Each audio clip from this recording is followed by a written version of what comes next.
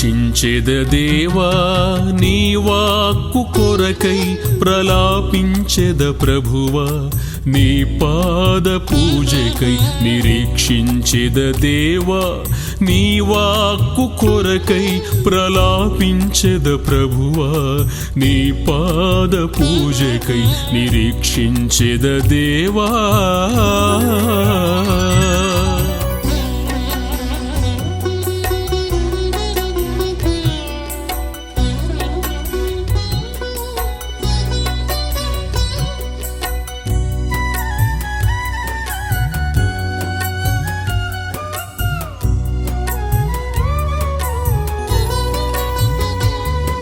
శక్తిగల ప్రార్థనను నే పొందుటకు విశ్వాసమందు బలము పొందుటకు శక్తిగల ప్రార్థనను నే పొందుటకు విశ్వాసమందు బలము పొందుటకు సిల్వాను వలనే నిరీక్షించెదా సిల్వాను వలనే నిరీక్షించెదా సియోనులోనే ప్రలాపించెదా సియోనులోనే ప్రలాపించెదా ప్రలాపించెదా నిరీక్షించెద దేవా నీ వాక్కు కొరకై ప్రలాపించెద ప్రభువా నీ పాద పూజకై నిరీక్షించెద దేవా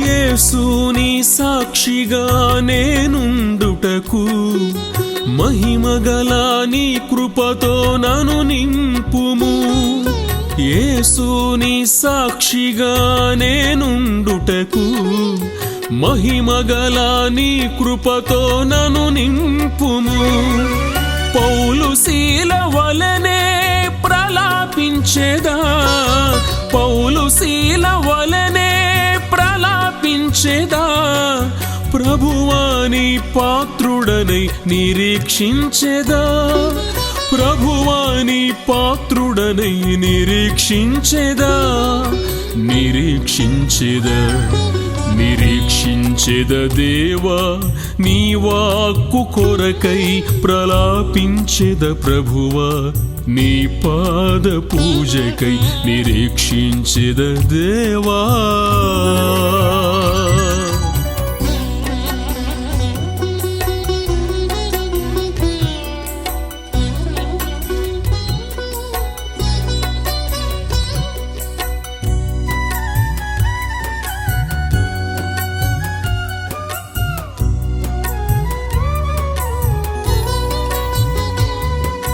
క్రీస్తేసు ముద్రలు నా దేహమందు ధరించుకొంటిని ఆత్మపూర్ణునిగా క్రీస్తేసు ముద్రలు నా దేహమందు ధరించుకొంటిని ఆత్మపూర్ణునిగా ఎపఫ్రా వలనే ప్రలాపించెదా ఎపఫ్రా వలనే ప్రలాపించెదా యేసుని మాటకై నిరీక్షించెదా యేసుని మాటకై నిరీక్షించెదా నిరీక్షించెదా నిరీక్షించెద దేవా నీ వాక్కు కొరకై ప్రలాపించెద ప్రభువా నీ పాద పూజకై నిరీక్షించెద దేవా నీ వాక్కు కొరకై ప్రలాపించెద ప్రభువా నీ పాద పూజకై నిరీక్షించెద దేవా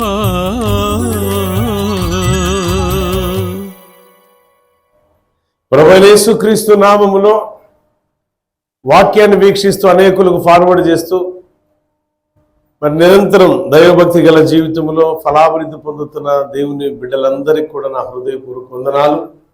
దేవుడు మిమ్మల్ని మీ కుటుంబాన్ని దీవించును గాక. ఈ యొక్క సబ్స్క్రైబర్స్ ఎవరైతే ఉన్నారో వారందరి కోసం నా వ్యక్తిగత ప్రార్థనలో నేను చేస్తున్నాను. మరి నూతనంగా వాక్యాన్ని వీక్షిస్తున్న వారి కొరకు నేను ప్రార్థన చేస్తున్నాను. అదే ఈ స్థలంలో కూర్చొని వింటున్న మీ కొరకు కూడా ప్రార్థన చేస్తున్నాను. ప్రియులారా, దేవుడైతే మాట తప్పడు, మనమైతే మాట తప్పుతాం కదా. దేవుడు మాట తప్పుడు, మనుషులం కాబట్టి మనం మాట తప్పుదాం. సరే, మాట తప్పినప్పుడు మనం ఏం చేయాలి? దేవుని పాదాల దగ్గర పడి మాట ఇచ్చాను ప్రభా, మాట తప్పాను, ఇంకెన్నడూ కూడా నేను మాట తప్పకూడదు, నా మాటను నా వాగ్దానాన్ని నెరవేర్చుకోవాలి, అలాంటి స్వబుద్ధిని నాకు దయచేయి, ఆ బుద్ధి నాకు కావాలా అని మనం దేవుని దగ్గర అడగాలి. క్రైస్తవ జీవితంలో ప్రాముఖ్యంగా మనకు కావాల్సింది ఏంటంటే, నిజంగా మీరు చెప్పింది వాస్తవం, ప్రార్థన. మొదట క్రైస్తవుడు అనబడటానికి గుర్తు ఏంటంటే వాడు విశ్వాసి అయి ఉండాలి, దేవుడంటే భయం భక్తి కలిగి ఉండాలి, తర్వాత ప్రార్థన జీవితంలో ఉండాలి, మూడవది ఓర్పుతోనూ సహనముతోనూ మనం ఎదుటి వారితో మెలగాలి, నాలుగవది మన ప్రవర్తనలో దేవునికి మహిమకరంగా మనం ప్రవర్తించాలి. మన ప్రవర్తన కూడా చాలా జాగ్రత్తగా ఉండాలి. ఎందుకంటే ప్రియులారా, ఈరోజు నేను మాట్లాడబోతున్న అంశం ఏంటంటే ఓర్పు. చెప్పండి, ఏంటంటే మనందరికి ఉందా? లేకపోతే తీర్పే. ఓర్పు లేకపోతే తీర్పు ఉండిద్ది. ఎక్కడ?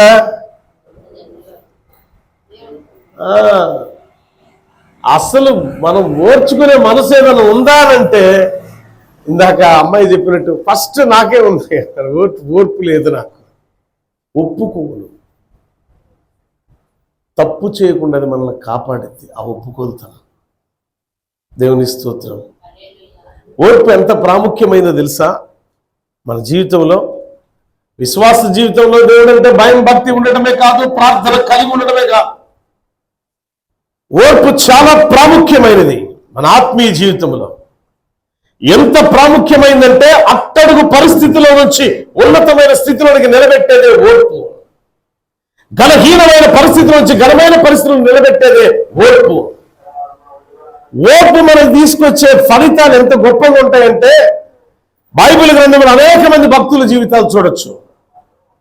ఆఖరికి యేసుక్రీస్తు జీవితాన్ని సాదృశ్యంగా తీసుకోవచ్చు. అదేవిధంగా ఆయన వెంబడించిన 12 మంది శిష్యులను కూడా మన సాదృశ్య రూపంగా తీసుకోవచ్చు. వారి తర్వాత వారిని వెంబడించిన అపోస్తులు కూడా కొందరు ఉన్నారు బైబిల్ గ్రంథంలో. వారి జీవితాలు కూడా మనం చూసాం, గతంలో విన్నాం. చర్మాలు ఒలిపించుకునేటప్పుడు, మేకులు దెక్కొట్టేటప్పుడు, కోడాలతో కొట్టేటప్పుడు, రాళ్ళ దెబ్బలు తినేటప్పుడు వారికి ఎంత ఓర్పు ఉన్నదో మనం చూడొచ్చు ప్రత్యక్షంగా. ఈ ఓర్పు ఎందుకు అనంటే, రాళ్ళ దెబ్బలు తింటున్న స్టెఫెన్ అంటున్నాడు, మహిమ ప్రవేశంలోనికి నేను వెళ్ళాలంటే ఈ ఓర్పు నాకు అర్హత అన్నాడు. దేవుని స్తోత్రం. మనకుందా ఓర్పు? పరిశుద్ధ గ్రంథంలో ప్రసంగి జ్ఞాని అనేటువంటి సొలొమోను ప్రసంగి రాస్తున్నాడు ప్రసంగి గ్రంథాన్ని. జ్ఞాని అయిన మహారాజు సొలొమోను రాజు ఈ ప్రసంగి గ్రంథాన్ని రాస్తూ 10వ అధ్యాయం 4వ వచనం దగ్గరకు వచ్చేసరికి ఒక అద్భుతమైన మాట అన్నాడు. చూడండి, ఓర్పు ఎన్ని రకాల ఉపయోగాలు ఇచ్చింది మన జీవితంలో, ఎన్ని ప్రమాదాలను తప్పించింది మన జీవితంలో, ఎంత ఉన్నతమైన స్థితిలో ఓర్పు మనం తీసుకెళ్లి కూర్చోబెట్టింది. ఈరోజు కొన్ని మాటలు నేర్చుకుందాం. క్రైస్తవ జీవితంలో జీవిస్తూ యేసుక్రీస్తుని నమ్మి, నేను నమ్మాను ప్రభువుని, ప్రభు కోసం బ్రతుకుతున్నా, ప్రభు కోసం జీవిస్తున్నా, ప్రభువే నా ప్రాణం, పాటలు కూడా పాడతాం. నా ప్రాణమా పాడండి, నా సమస్తమా నాలో పిరి నీవే. మళ్ళీ పాడండి, నా నా నాలో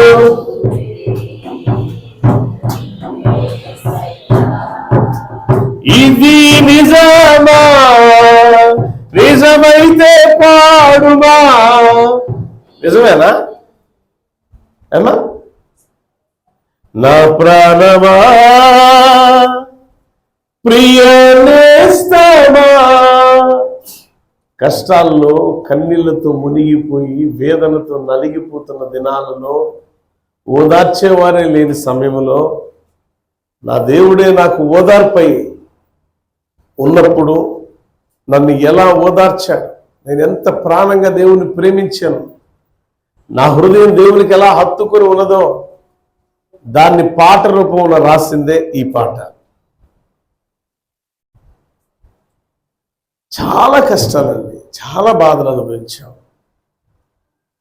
ఎవరు మనకు సహాయం చేయరు. క్రైస్తవ జీవితంలో అడుగు పెట్టినప్పుడు శ్రమలే మనకి ఆహ్వానం పలుకుతాయి. తోరణాలలాగా, పెళ్లి తోరణాలు ఎట్లానో పెళ్లి పందిట్లోకి మనం వెళ్తుంటే తోరణాలు ఎలా ఆహ్వానం పలుకుతాయో శ్రమలు మనకు ఆహ్వానాన్ని ఇస్తాయి, రా బిడ్డ అని. ఆ శ్రమలు దాటితే ఉండేదేంటి తెలుసా? మహిమ కిరీటం. దేవునికి స్తోత్రం, హల్లెలూయా. శ్రమలు దాటితే చాలు, నిన్నెవ్వడు కూడా ఏమి కూడా చేయదు. ఆ శ్రమల్లో నుంచి బయటకు పడ్డావా, ఆ శోధనలో నుంచి బయటకు వచ్చావా, జయమే, అడుగడుగున జయమే. అప్పుడు పాడతాను, అడుగడుగున స్తుతి ఆరాధన.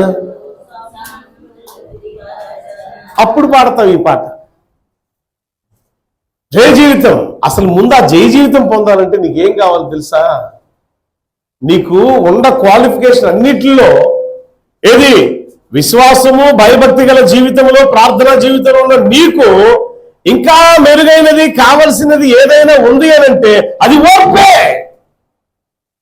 ఆ ఓర్పు సహనమే రాజు సింహాసనం మీద కూర్చోబెట్టిన దావీదుని. ఇక్కడ మాట్లాడుతున్నాడు ప్రసంగి. చూడండి ఒక మాట, ఓర్పు గొప్ప ద్రోహ కార్యములు జరగకుండా చేయును. ఓర్పు ఏం చేసిందట?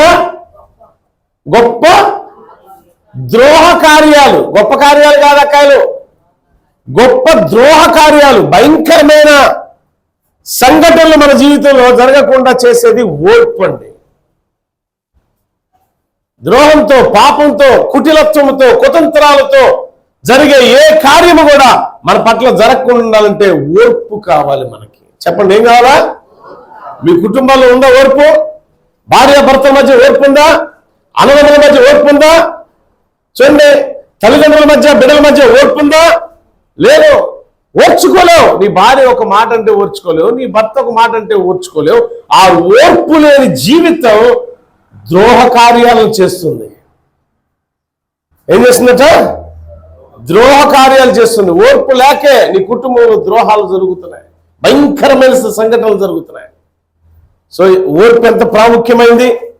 ద్రోహ కార్యాలు, పాప కార్యాలు, కుటిలమైన కార్యాలు, నీచమైన కార్యాలు జరగకుండా కాపాడిద్ది ఓర్పు. సో ఈ ఓర్పు నీకు అవసరమా కాదు? ఇప్పుడు ఇలాంటి ఓర్పు నీకు కావాలా వద్దా? కావాలి. ఓర్పు ఉన్నదా? నువ్వు ఎలాంటి దానివో చెప్తాను నేను, నువ్వు ఎలాంటి వాడో చెప్తాను ఈరోజు.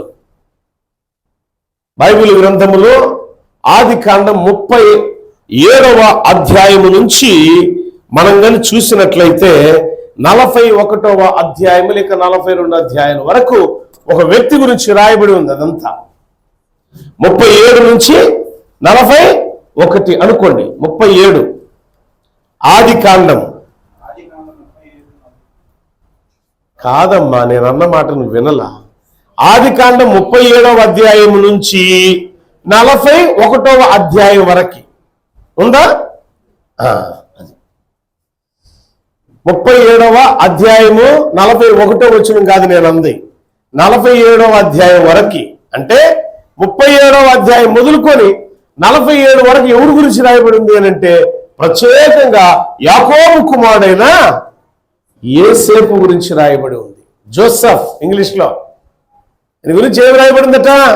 ఆఖరివాడు, చిన్నవాడు, ప్రేమకు ప్రతిరూపమైన వాడు నా బిడ్డ యోసేపు అని చెప్పేసి విచిత్రమైన అంగీని ధరింపజేస్తే అన్నదమ్ములు కలలుగానేవాడు వస్తున్నాడు రోయ్ అని చెప్పి ఆ యొక్క బిడ్డ రాగానే, తన సోదరుడు రాగానే అందరూ కొట్టి వాడి బట్టలు ఊడదీసి అంగీని తీసేసి గుంటలో పడి చంపేద్దాం అనుకున్నారు. వీరిలో ఒకడు, అంటే 12 మందిలో ఒకడైనటువంటి యూదా అంటాడు కదా, ఒరే వాడిని కొట్టి గుంటలో పడే చంపితే ఉపయోగం ఏముందిరా, మరి ఏం చేద్దామంటే అదుగదుగదుగో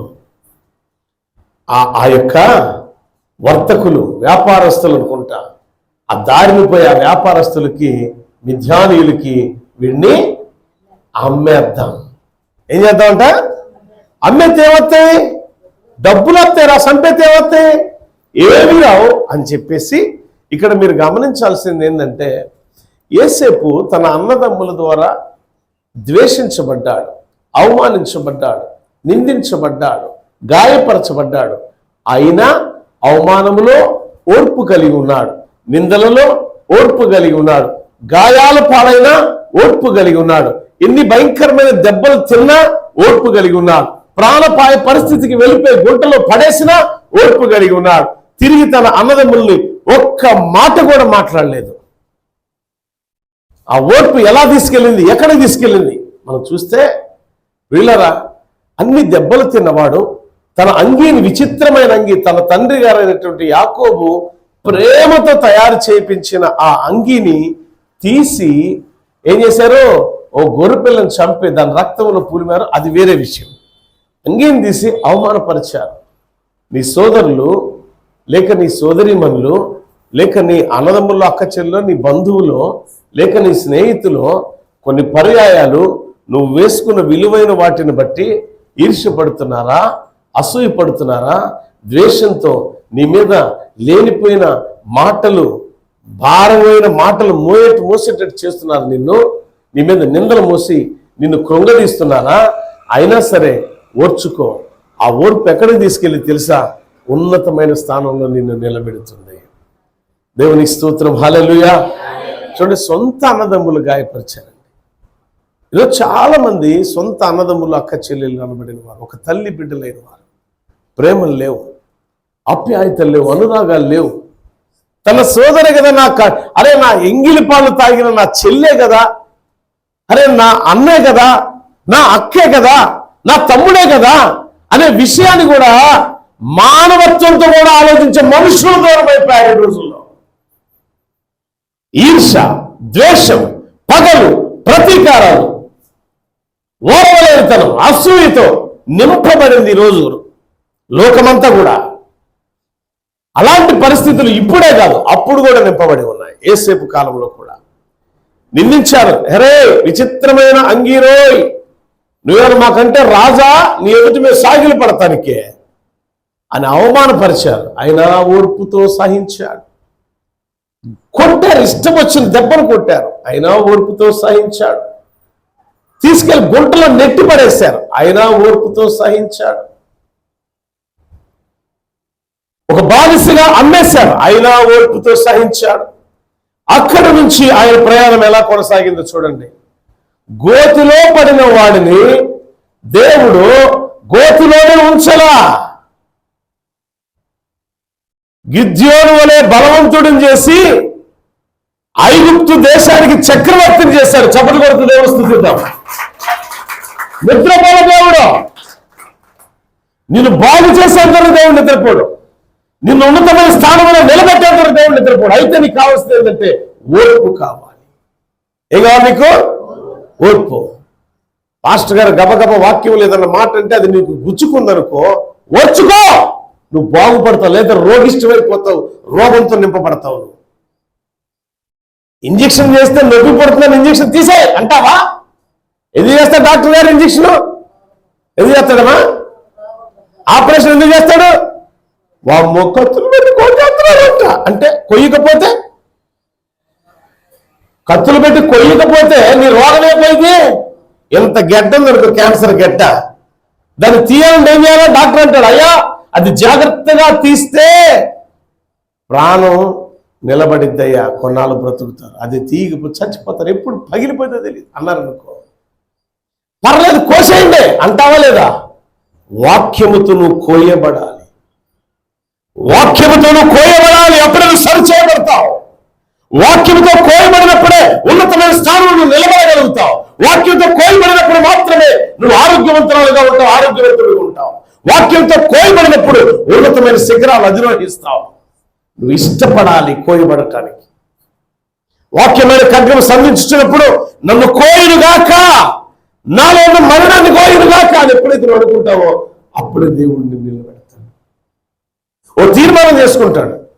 నీ ఓర్పును చూసిన దేవుడు నిన్నెక్కడ కూర్చోబెట్టాలో దేవుడికి తెలుసు, ఎక్కడ నిలబెట్టాలో తెలుసు, ఎక్కడ గణపరచాలో దేవుడికి తెలుసు. పడిపోయిన వాడు చాలా పెద్దలు అంటారు. చాలా మంది పెద్దలు ఏమంటారంటే, అరే పడ్డవాడు ఎప్పుడు కూడా చెప్పండి బాగా తెలుసు మీకు, పడ్డవాడు ఎప్పుడు కూడా కాదు. నిజమే కదా? నువ్వు పడిపోయావు ఆత్మీయ జీవితంలో. నువ్వు పడిపోయినంత మాత్రం నువ్వు చెడ్డదానివి కాదు, చెడ్డవాడు కానే కాదు. పడిపోతే చెడిపోయినట్టే కాదండి, పడిపోతే ఇంకా బలంగా లేవబడతానికి అనుకోవాలి. అయితే పడిపోయినోడు ఏమనుకోవాలి తెలుసా? నేను ఎలాగైనా చెప్పండి ఎలాగైనా లేవాలి అనుకోవాలి. అది లేదా పడిపోయిన స్థితిలో ఇట్టుంటే బాగుంటుంది అనుకుంటారు ఎవరన్నా? పడ్డావాడిని పడిపోయినట్టుంటే బాగుంటుందని కోరుకుంటారు ఎవరన్నా? ఏమా అరే నీ ఇల్లు పడిపోయింది, పడిపోతే పడిపోనే అనుకుంటావా? దాన్ని తిరిగి కడతావా? బాగా భయంకరమైన పెను తుఫానికి నీ రేకులు కూడా నువ్వు బాగా రెల్లుగడ్డితోనో లేకపోతే రేకులతోనో ఇల్లు కట్టుకున్నావు, మొత్తం అట్లే పక్కన పడింది. ఏం చేస్తావు? దాన్ని తీసుకొచ్చి మళ్ళీ మునుపటి కంటే మామూలు కట్టం, మునుపటి కంటే బలంగా పడవాడు కూడా పడిపోయినోడు కూడా మునుపటి కంటే చెప్పండి బలంగా వేస్తాడు. దేవుని స్తోత్రం. హల్లెలూయా. కొట్టారు, కొట్లో పడేశారు, అమ్మేశారు. బానిసగా ఐగుప్తు దేశానికి వెళ్ళాడు. ఐగుప్తు దేశంలో పోతీఫర్ అని ఒక అతను ఉన్నాడు. పోతీఫరు ఇతను కొనుక్కొని తన ఇంటికి తీసుకెళ్ళాడు. బట్ ఎప్పుడైతే యోసేపు ఇంటిలో అడుగు పెట్టాడో, అడుగు పెట్టినది మొదలుకొని ఆయన పరిశీలన చేసుకుంటే యోసేపు రాకతో నేను బాగా దీవించబడ్డా. ఏమనుకున్నాడు తెలుసైనా? యోసేపు వచ్చినది మొదలుకొని మనం కూడా కొన్ని పరిశీలనలు చూసుకుంటాం. అరే కొత్తగా కాల్ వచ్చిందంటే దరిద్రం పట్టింది అంటారు. కొత్తగా కాల్ వచ్చింది, అదే కాల్ వచ్చిన దగ్గర నుంచి అబ్బో పట్టిందంతా మా కోళ్ళ పాదం ఎంత బంగారు పాదం అంటారు కదా.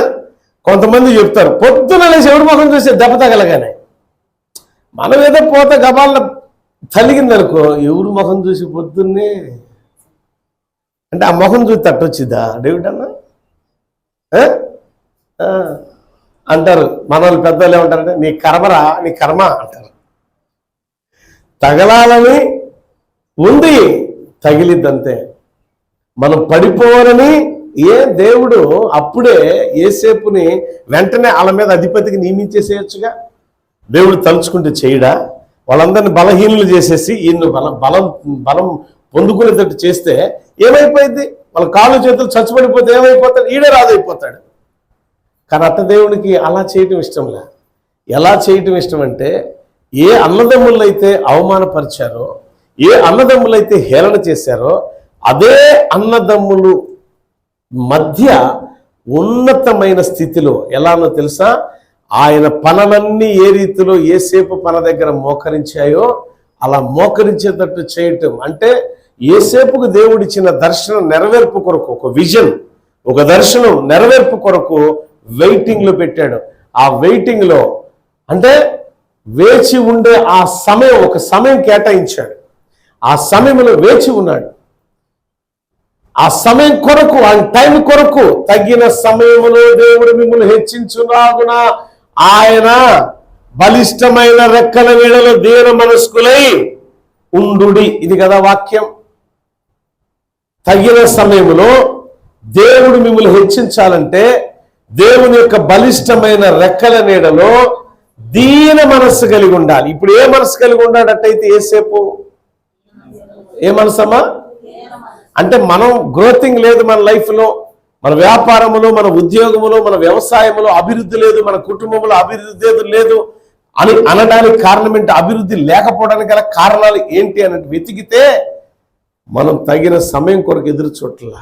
ఇప్పుడే జరిగిపోవాలా. మన ఆలోచనలు ఎలా ఉంటాయి? ఇప్పుడే తాడబెరి తేల్చేసేయాలి. దేవుడు అనేవాడు ఉంటే ఇప్పుడు చేసేయాల. నీకు ఏడంద ఓర్పు ఉందా? ఓర్పు లేదు. చూడండి, ఒక మాట కీర్తనకాడు ఒక అద్భుతమైన మాట రాస్తున్నాడు. 37వ అధ్యాయం కీర్తనల గ్రంథం 8వ వచనం. 37:8 ఒకసారి చూడండి. కీర్తనకారుడు 37వ కీర్తనలో రాయబడిన మాటలో ఏముందో చూడండి. క్రైస్తవుడు మానివేయవలసినవి కోపాన్ని మానేయాలా? అయ్యా అసలు నాకు కోపమే లేదన్న అక్కాయిలు, చెల్లెళ్ళు, తమ్ముళ్ళు, అన్నలు చెప్పండి చేతులు ఎత్తి. నాకు అసలు కోపం, నువ్వు ఎన్నే టెస్టులు చేసుకున్న కోపం కూడా రాదన్న వాళ్ళు ఉన్నారా? అంటే అందరు కోపిస్టులే. మీరు చేతులు ఎత్తలేదంటే అందరు కోపిస్టులే కదా. ఇప్పుడు దేవుడు ఏమని చెప్తున్నాడు వాక్యం ద్వారా? ఏం మానేయాలి మనం? నీ భార్య మీద నీకు ఏదైనా కోపం ఉంటే మానేసి, ఆగ్రహాన్ని విడిచిపెట్టు, దేని విషయంలో వ్యసన పడబాక, అది కీడుకే గాని మేలు కానే. అంటే కోపం దేనికంట? కీడుకే. ఆగ్రహం దేనికంటే?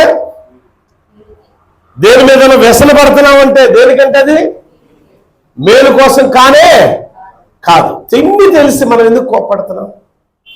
భార్య భర్త మీద కోపం, భర్త భార్య మీద కోపం, భార్య భర్తల పిల్లల మీద కోపం, పిల్లల తల్లిదండ్రుల మీద కోపం. అబ్బో, ఈ కోపం మనల్ని ఎక్కడ తీసుకెళ్తుందంటే కీడుకి, నాశనానికి తీసుకెళ్తుంది. సో కోప్పడబాక. మరి కోపం లేకుండా ఏముండాలి మనలో? ఏముండాలా? కోపం లేకుండా ఏముండాలా? ఆగ్రహం లేకుండా ఏముండాలా? వ్యసనం లేకుండా ఏముండాలి మనలో? ఈ ఓర్పు సహనమే ఎక్కడికి తీసుకెళ్ళింది తెలుసా? మేలుకరమైన పరిస్థితి తీసుకెళ్ళింది మనల్ని. దేవుని స్తోత్రం, హల్లెలూయా. దేవుని బిడ్డలారా జ్ఞాపకం చేసుకోండి, వాక్యం అర్థం చేసుకోండి దయచేసి. పోతీఫరు ఇంటికి వెళ్ళి పోతీఫరు ఇల్లంతటిని కూడా నమ్మకస్తుడని చెప్పి ఆ ఇల్లంతటి మీద అధికారిగా నియమించాడు. ప్రతి దాని మీద, వ్యవసాయం, వ్యాపారం, ఆయనకున్న ప్రతి దాని మీద కూడా, ప్రతి స్థలాల మీద, ప్రతి పొలాల మీద, ప్రతి దాని మీద అధికారిగా నువ్వు ఉండు బిడ్డ అని చెప్పి అన్నాడు. అంటే చూడాలి అంటే బిడ్డలాగా చూస్తున్నాడు. బానిసగా పోయినోడు బిడ్డలాగా మారిపోయాడు అక్కడ పోతీఫర్ ఇంట్లో. వెరీ గుడ్, బాగానే ఉంది. అయితే ఇప్పుడు మనం చదివాం, కోపపడద్దు. ఈ మాటలు గుర్తుంచుకోండి. అన్నదమ్ముల మీద కోపపడ్డాడు ఆయన. ఏమా తన ఆగ్రహాన్ని చూపించాడా? ఇంకా ముందుకెళ్తే అర్థమైంది, చూపించలా. వ్యసన పడ్డాడా? వ్యసన పడలా. ఇక్కడ ఒకటి జరిగింది. పోతీఫర్ ఇంట్లో తన భార్య, పోతీఫర్ భార్య యవనస్తుడైనటువంటి, బలవంతుడైనటువంటి, అందగాడైనటువంటి యోసేపు వైపు చూసి మనస్సు పడి, ఎలాగైనా సరే నీవు నా దగ్గర ఉండాలా, నువ్వు నాతో ఉండాలా, శరీర సంబంధం పెట్టుకోవాలి నువ్వు నాతో అని చెప్పి బలవంతం చేస్తే ఆయన ఏమన్నాడు తెలుసా? ఆయన ఒకటే అన్నాడు, నేను ఎంత అందంగా ఉన్నాను చూడంటే ఆయన అన్నమాట ఒకటే, నా తల్లిలాగా ఉన్నావమ్మా అన్నాడు. ఏమన్నాడు? నువ్వు నా తల్లిలాగా ఉన్నావు. ఏ తల్లి ప్రేమను కోల్పోయానో ఆ తల్లి ప్రేమ నాకు దొరికింది అనుకున్నా. ఏ తల్లినైతే నీలో నేను చూసుకుంటున్నానో ఆ తల్లే పాపం చేయమంటే నేను ఎలా చేయగలుగుతాను? దయచేసి నన్ను అలా భావించక బిడ్డలాగా భావించని చెప్పి దండం పెట్టాడు. కోపగించుకున్న ఆమె ఏం చేసిందంటే చెరసాల పాలు చేసింది. చెరసాలలో 2 సంవత్సరాలు జైలు జీవితాన్ని అనుభవించాడు. ఏ తప్పు చేయకుండా 2 సంవత్సరాలు జైలు జీవితాన్ని అనుభవించాడు యోసేపు. ఎన్ని రకాల అనుభవాలు చూడు తన జీవితంలో. అన్నదమ్ముల దగ్గరికి వెళ్తే సంతోషంతో నన్ను చేర్చుకుంటారు నా అన్నదమ్ములు, వారికి కావలసిన ఆహార పదార్థాలను నేను తీసుకొని పోతున్నా కదా, ఆనంద ప్రేమతో నన్ను చేర్చుకుంటారు అనుకున్నాడు. అన్నదమ్ముల మధ్య ఆ ప్రేమ కొదువైపోయింది, ఆ ఆదరణ కొదువైపోయింది. ఆదరణ లేదు, ప్రేమ లేదు. చాలా జీవితాల్లో ప్రేమ లేకున్న వారు ఉన్నారు మీలో. తల్లిదండ్రులు ప్రేమ పొందుకోవాలని పరితపించే వాళ్ళు చాలా మంది ఉన్నారు. భర్త ప్రేమ పొందుకోవాలనుకునే ఆడపడుచులు ఉన్నారు చాలా మంది. భార్య ప్రేమ నేను ఎప్పుడు పొందుకుంటానో ఎదురు చూసే సోదరులు ఉన్నారు చాలా మంది. కానీ ఆ ప్రేమకు నువ్వు దూరమైన దేవుని ప్రేమకు మాత్రం ఎట్టి పరిస్థితులు దూరం కావు. లోకంలో మనుషుల ప్రేమకు దూరం అవ్వచ్చాము, దేవుని ప్రేమకు దూరం కావు. ఆగ్రహించారు, కోపంతో రగిలిపోయారు, కొట్టారు, హింసించారు, గాయపరిచారు, గోతిలో పడేశారు, అమ్మేశారు. అయినా సరే అన్నిటినీ కోపం తెచ్చుకోక, ఆగ్రహం తెచ్చుకోక సహించాడు, ఓర్చుకున్నాడు. ఆఖరికి వ్యసన పడకుండా ఓర్పుతో, జ్ఞానముతో, సహనముతో నిలబెట్టుకున్నాడు, నిలదొక్కున్నాడు. పర్యవసానం ఏమైంది తెలుసా? చెరసాలు పాలయ్యాడు. 2 సంవత్సరాలు చెరసాల అనుభవాన్ని పొందుకున్నాడు ఆయన.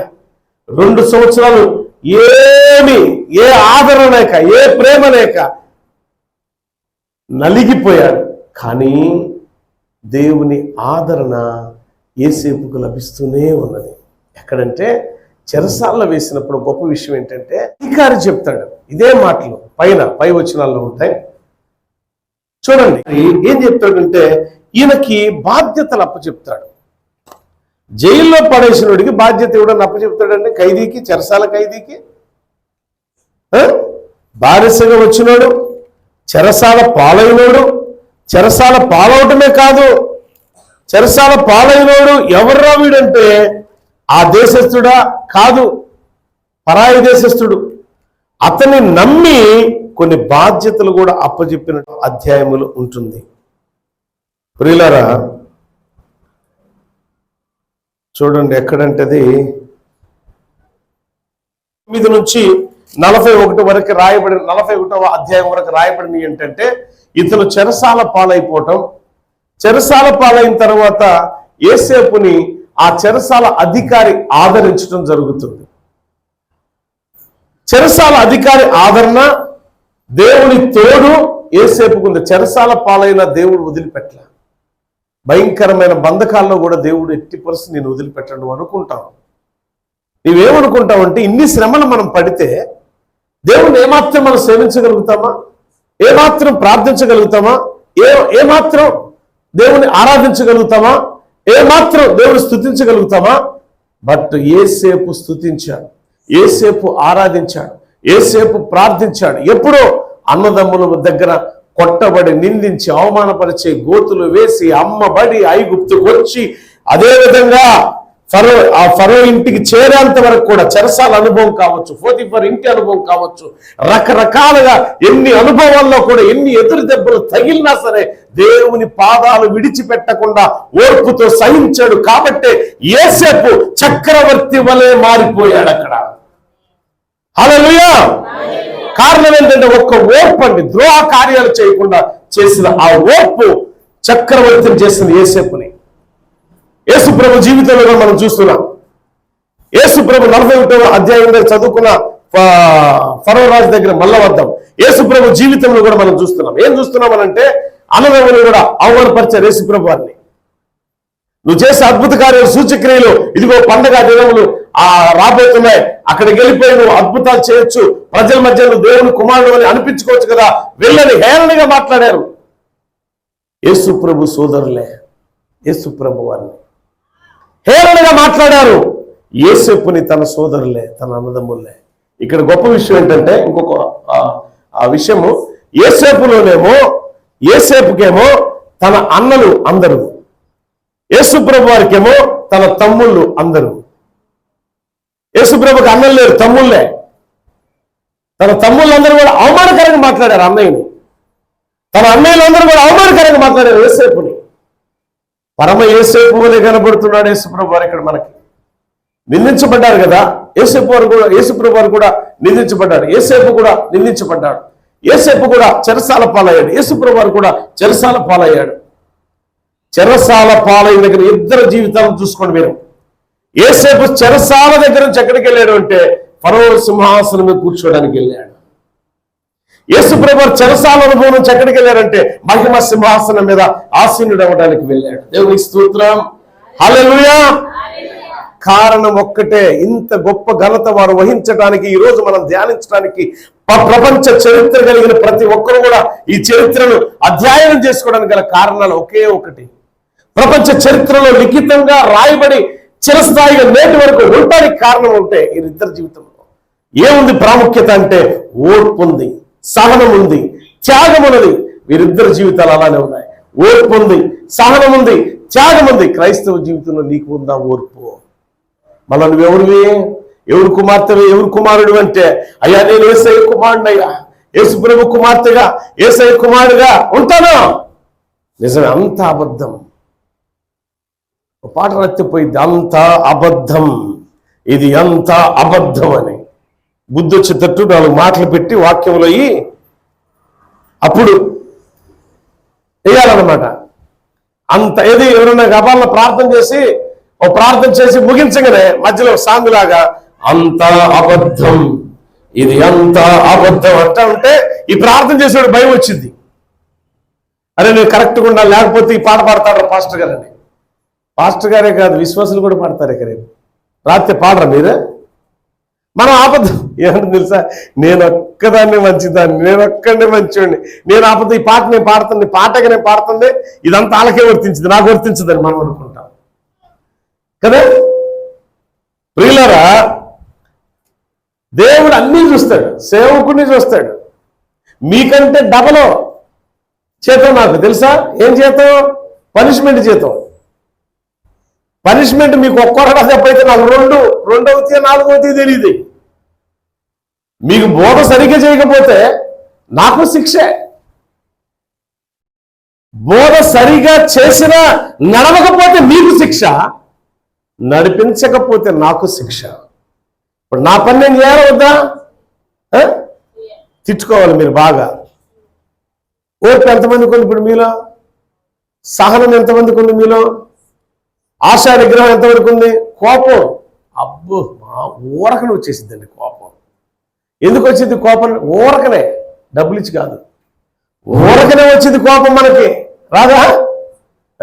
ఊరకనే ఆగ్రహావేశాలతో రగిలిపోతూ ఉంటాం.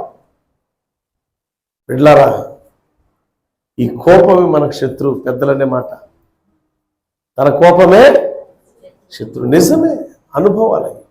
కానీ ఏసేపు జీవితం అలా లేదమ్మా, అన్నీ ఓర్చుకున్నాడు. ఏబు జీవితం అలా లేదు, అన్నీ ఓర్చుకున్నాడు. అబ్రహాం జీవితం అలా లేదు, అన్నీ ఓర్చుకున్నాడు. వీళ్ళందరూ కూడా మనకు మాదిరి. చెరసాల పాలైన పౌలు శీలలు చూడండి, ఎన్ని దెబ్బలు తిన్నారు. స్టెఫెను రాళ్లతో కొట్టబడి చంపబడ్డాడండి. రాళ్లతో కొట్టి చంపారు స్టెఫెన్ని. రాళ్లతో కొట్టి చంపారంటే ఎన్ని భయంకరమైన దెబ్బలు, ప్రమాదకరమైన దెబ్బలు తగిలి ఉంటాయి ఆయనకి. తన ప్రాణం విడిచేంత వరకు కొడుతూనే ఉన్నారే. ఎలా ఓర్చుకున్నాడు ఆయన? ఆ ఓర్పు ఉండబట్టే కదా మహిమ శరీరాన్ని స్టెఫెను ధరించుకుంది. ఆ ఓర్పు ఉండబట్టే కదా మహిమ సింహాసనం ఎదుట ప్రభు ఎదుట కూర్చుని ఆసీనుడి ఉండటానికి కారణమైంది. ఆ ఓర్పు ఉండబట్టే కదా పరలోక రాజ్యానికి వారసుడైంది. ఆ ఓర్పే కదా పరమునకు చేర్చబడానికి కారణమైంది. ఆ ఓర్పు నీలో ఉంటే నీ జీవితం అద్భుతమే. ఎన్నో రకాల శ్రమలు అనుభవించిన తర్వాత చెరసాలలో 2 వ్యక్తులు వారు కనిన కలలకు అర్థం చెప్తే రాజుగారికి ఒక కల వస్తుంది. ఐగుప్తు చక్రవర్తి ఫరో రాజుకి ఆ కళ అర్థం చెప్పేవాడు, భావం చెప్పేవాడు ఎవడూ లేడు. లాస్ట్కి ఎవడైతే చెరసాల్లో ఒక అర్థవంతమైన మాటలు చెప్పాడో, ఏ అధికారికి అయితే చెప్పాడో ఆ పానదాయకుడు అంటున్నాడు, రాజా నన్ను క్షమించండి, అయ్యా నన్ను మన్నించండి. ఏంటయ్యా అంటే, నీ కళకు అర్థం చెప్పగలిగిన వాడు, దైవాత్మ కలిగిన వాడు ఒకడున్నాడు. ఎక్కడున్నాడు? చెరసాలలో. అదేంటి చెరసాలు ఉంటే దేని నిమిత్తం చెరసాలిస్తే? అయ్యా ఇది నింద పడింది ఆయన మీద, కానీ అతను ఏమి చేయలే. అయితే తక్షణం విడుదల చేసి నా దగ్గర తీసుకురండి అన్నాడు రాజు. ఫరో దగ్గరకు వచ్చాక, అయ్యా నాకు కళ వచ్చింది, ఆ కళ భావాన్ని ఎవరు చెప్తలా? నేను చెప్తా రాజా. బక్క చిక్కిన ఆవులు, బలిసిన ఆవుల గురించి చెప్పాడు. అయ్యా అదే అదే అదే అదే నాకు కళ వచ్చింది, అదే కరెక్ట్గా చెప్పావయ్యా అంటే 7 సంవత్సరాలు కరువు, 7 సంవత్సరాలు సమృద్ధి. మరి ఏం చేయాలి? కరువును ఎదుర్కోవటానికి సమృద్ధిలో వచ్చిన ధాన్యమును దాచిపెట్టుకుంటే నీ సామ్రాజ్యములో కరువే లేకుండా పోతుందయ్యా అన్నాడు. ఎంత అద్భుతమైన జ్ఞానం ఇది! ఇంత దైవాత్మ కలిగిన వ్యక్తిని మన యొక్క రాజ్యములు ఎక్కడన్నా ఉన్నాడా చెప్పండి అని చెప్పి అక్కడున్న మంత్రులతో మేధావులతో మాట్లాడితే రాజా ఇంత జ్ఞానం కలిగిన వాడు మన రాజ్యంలోనే లేడన్నాడు. అప్పుడు అంటున్నాడు, ఇందాక జయశ్రేఖ చదివింది 41వ అధ్యాయంలో ఆదికాండం 40 నుంచి 44 వరకు ఉన్న మాటల్లో రాజు అధికారాన్ని అప్పగిస్తున్నాడు ఆయన. చదవమ్మా, ఆదికాండం 41:40. నీవు నా ఇంటికి అధికారివై ఉండవలెనని నా ప్రజలందరూ ఏమన్నా ఐగుప్తు దేశానికి దేనికి పోబడ్డాడు? అక్కడికి ఏ విధంగా కొనిపోబడ్డాడు? బానిసగా వెళ్ళిన వాడు సెల్యూట్ చేయించుకునే స్థాయికి ఎదిగాడు. కారణం ఏంటి తెలుసా అండి? కారణం ఏంటి తెలుసా? అంటే నువ్వు ఓర్చుకుంటే నీకు సెల్యూట్ చేస్తారు, నమస్కరిస్తారు. ఓర్పు ఎదుటోడు నీ ఎదుట నోరు మూసుకునేటట్టు చేసింది. దేవుని స్తోత్రం, హల్లెలూయా. నా ఇల్లంతట్లో నువ్వు నమ్మకస్తుడిగా అధికారివై ఉండి, అంతేకాదు నా ప్రజలందరూ కూడా నీకు విధేయులై ఉంటారు. సింహాసన విషయంలో మాత్రమే, అంటే కుర్చీల విషయం వ్యత్యాసం తప్ప ఇక ఏ వ్యత్యాసము లేదని యోసేపుతో చెప్పాను.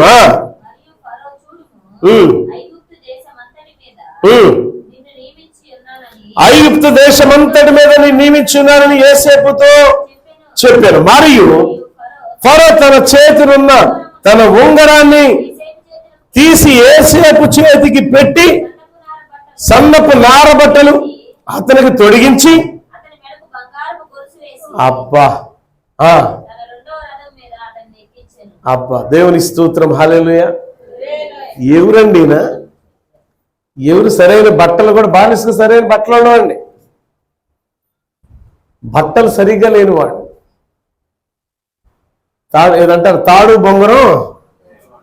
ఇప్పుడేమొచ్చింది? తాడు బొంగరం కాదు, మెల్లో చైను ఉంగరం వచ్చింది. తాడు బొంగరం లేనివాడికి మెల్లో చైను ఉంగరం వచ్చింది. దేవుని స్తోత్రం, హల్లెలూయా. అంటే కేవలం ఒకటే. దీనికి ఆధారం ఏంటి? దీనికి కారణం ఏంటంటే కేవలం ఒకటే, దేవుని పట్ల ఆయన విధేయుడు ఉన్నాడు. దేవుని పట్ల విధేయత చూపించటమే కాదు, ఓర్పుతో సహించాడు ప్రతి విషయాన్ని కూడా. ఆయన ఓర్పు ఎక్కడ తీసుకెళ్ళిందంటే ఉన్నతమైన స్థానంలో తీసుకెళ్లి కూర్చోబెట్టింది. ఫరో చేతి ఉంగరాన్ని తీసి యోసేపు చేతికి ధరింపచేశాడు. ఫరో చేతి ఉంగరాన్ని తీసి యోసేపు చేతికి ధరింపచేయడమే కాదు, సన్నని నారబట్ట అంటే విలువైన వస్త్రాలు కూడా ధరింపచేశాడు. మెడ బంగారపు చైను. అంతేకాదు, రాజు తర్వాత రాజు అంతటోళ్ళు ఎవర్రా అంటే ఆ దేశంలో యోసేపే. రాజు తర్వాత రాజు అంతటోళ్ళు ఎవరన్నా ఉన్నారు అంటే యోసేపే. పిల్లరా, అప్పుడు వందనము చేయడని అతని ముందర జనులు కేకలు వేయించుండగా ఐగుప్తు దేశమంతటి మీద అధికారిగా నియమించారు. అంటే యోసేపు యొక్క జీవితం ఎక్కడ ప్రారంభమైంది, ఎక్కడ ఎండ్ అవుతుంది మనం చూసినట్లయితే ఎన్నో రకాల కష్టాలు, ఎన్నో రకాల నిందలు, ఎన్నో రకాల అవమానాలు అన్ని ఎదుర్కొని ఆఖరికి ఆయన యొక్క ఓర్పు, ఆ యొక్క సహనం యోసేపుని ఎక్కడ తీసుకెళ్లి కూర్చోబెట్టిందంటే రాజు తర్వాత రాజు అంతటి వాడిగా చేసి కూర్చోబెట్టింది. క్రైస్తవ జీవితంలో మనం నేర్చుకోవాల్సింది ఇవే. ఓర్పు లేకపోయినా, సహనం లేకపోయినా మన జీవితము నిజంగా భ్రష్టత్వమే. ఓర్పుతో ఉండాలి, సహనంతో ఉండాలి. ఈ ఓర్పు సహనమే ఉన్నతమైన స్థానాన్ని మనకు కలుగు చేస్తుంది. ఈ ఓర్పు సహనమే నిజంగా ఘనమైన స్థితిలో నిలబెడుతుంది. అబ్రహాం విషయంలో చూడండి, అబ్రహాము బయలుదేరి వెళ్ళాడు. నువ్వు ఎక్కడికి వెళ్ళమంటాడో అక్కడికి వెళ్ళాడు. దేవుడు ఎక్కడికి ఏ స్థలంలో ఉండమన్నాడు ఆ స్థలంలో ఉన్నాడు.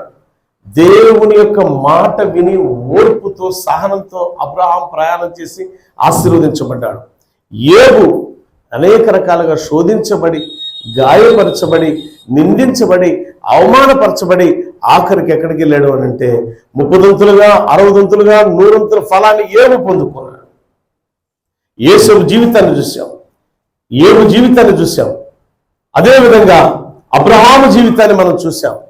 స్టెఫెను జీవితాన్ని మనం చూసాం, పౌలు జీవితాన్ని మనం చూసాం, పౌలు జీవితాలు చూసాం, పౌలు సిల్వాను జీవితాన్ని చూసాం. బైబిల్ గ్రంథంలో అనేక మంది భక్తులు, యేసుప్రభువు వారి జీవితాన్ని కూడా మనం ఒకసారి స్మరణ చేసుకున్నాం. ఆయన కూడా మహిమ సింహాసనం మీద కూర్చోబెట్టబట్టడానికి కారణం ఏంటంటే ఆయన ఓర్పు, సహనము, త్యాగం. ఇటువంటి పరిస్థితిలో మనం ముందు కొనసాగిపోతే దేవుడు ఖచ్చితంగా మనల్ని, మన కుటుంబాలను దీవిస్తాడు. దేవుడు ఖచ్చితంగా మనల్ని ఆశీర్వదిస్తాడు. దేవుడు ఖచ్చితంగా మనం నిలబెడతాడు. పడిపోయినోడు ఇప్పుడు చెప్పండి, నాకు అనుకున్నాం కదా, పడ్డావాడు ఇప్పుడు, పడిపోయినాడు ఎవడు లేవకుండా ఉంటాడా? ఎట్టయినా లెగుద్దాం అనుకుంటాడు. ఎలా లెగుద్దాం అనుకుంటాడు? మునుపటి కంటే బలముతో ఏ స్థితిలో పడిపోయాడు ఆ స్థితి కంటే గొప్పగా లేపబడాలని కోరుకుంటాడు. కనుక ఓర్పుతో, సహనంతో, యేసుక్రీస్తునందు భయం, భక్తి కలిగి విశ్వాస జీవితంలో ముందుకు వెళ్ళేవారికి మనం ఉందాం. దేవుడి మాటలు దీవించును గాక. ఓర్పు లేక అనేక కుటుంబాలు పాడైపోతున్నాయి. ఓర్పు, సహనం లేక అనేక మంది అన్నదమ్ముల మధ్య రకరకాల వ్యత్యాసాలు మొదలైనవి. ఓర్పు లేకపోతేనే ఆయా క్రైస్తవ జీవితం నాశనం అయిపోతుంది. చాలా మంది కూడా ఓర్పు లేక క్రైస్తవ జీవితాన్ని భ్రష్టత్వంలో నడిపించుకుంటున్నారు.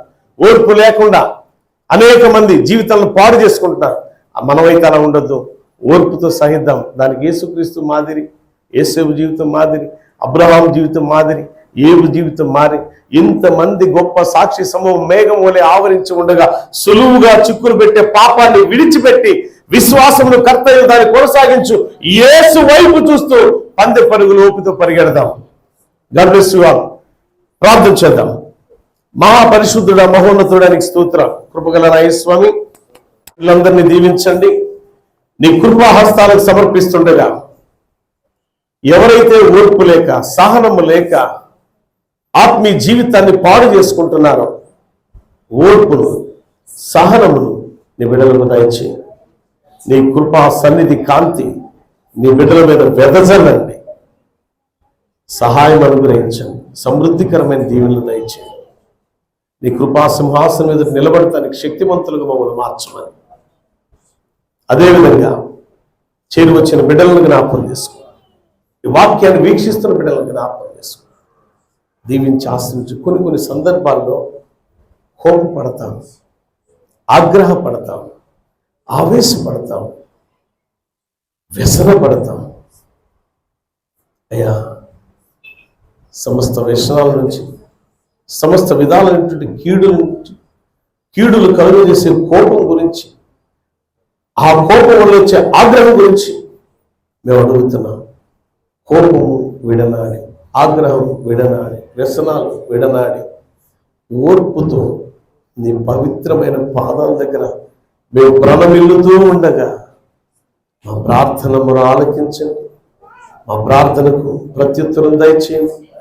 నీ కృపా సింహాసనం ఎదుట నిలబడటానికి శక్తిమంతులుగా మమ్మల్ని చేయమని, మాలో ప్రతి లోపాన్ని చక్కదిద్ది సరి చేయమని యేసయ్య శ్రేష్ఠ నామమున అడుగుచున్నాను తండ్రి. Amen. Praise the lord. God bless you all. దేవుడు మిమ్మల్ని, మీ కుటుంబాన్ని దీవించి ఆశీర్వదించును గాక. ఆమేన్. నీవేలే నాకాశ్రయం.